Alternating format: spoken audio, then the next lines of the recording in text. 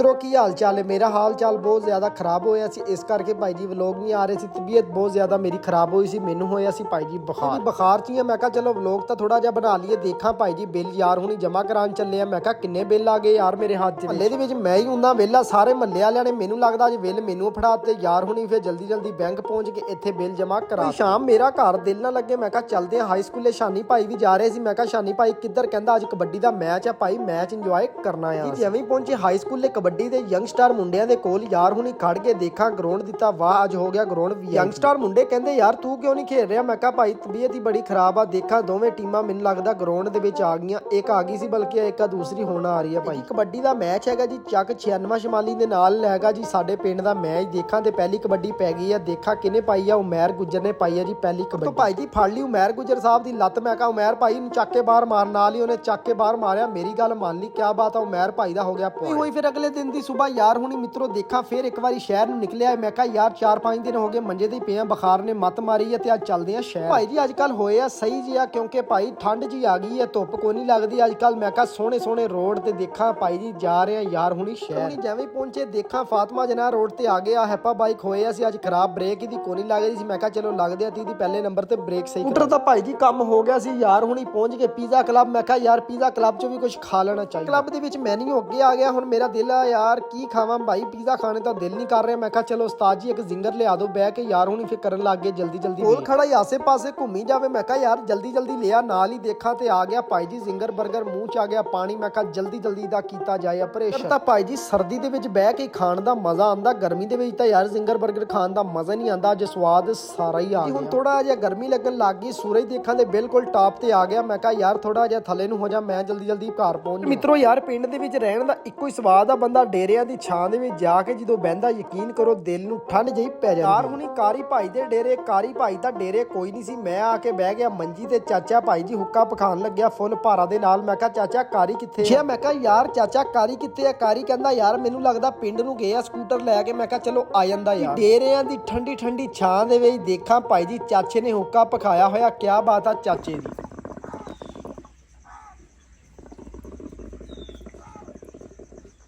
ਚੱਲਦੇ ਆ ਯਾਰ, ਕਾਰੀ ਪਤਾ ਨਹੀਂ ਕਿੱਥੇ ਆ। ਚਲੀਏ ਮੈਂ ਕਹਿੰਦਾ ਘਰ ਨੂੰ। ਕਾਰੀ ਡੇਰੇ ਭਾਈ ਕੋਈ ਨਹੀਂ ਹੈਗਾ ਉਧਰ। ਲੈ ਚਾਚਾ ਕਹਿੰਦਾ ਉਹ ਆ ਗਿਆ। ਐਲੋ ਜੀ ਉਹ ਆਂਦਾ ਪਿਆ ਜੀ। ਮੈਨੂੰ ਲੱਗਦਾ ਪਿੰਡ ਗਏ ਅਸੀਂ ਗੱਟੂ ਲੈਣ। ਆਇਆ ਆਇਆ ਕਾਰੀ।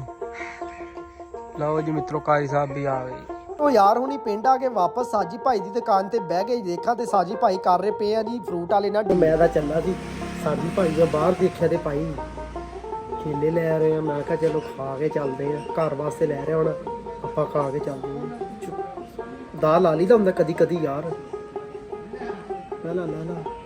ਲੈ ਬਈ ਲੈ ਖਾਂਦੇ ਆ ਉਹਦੇ ਬੈਗ ਚੋਂ।